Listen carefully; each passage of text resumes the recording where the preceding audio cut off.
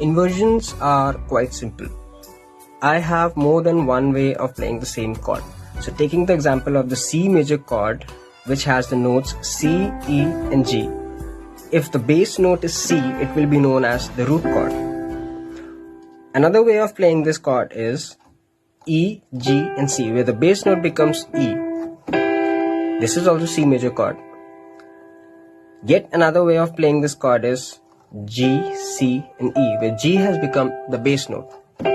This is also C major chord. So this is all these three, this, and this are the same chords, but they have different chord voicings.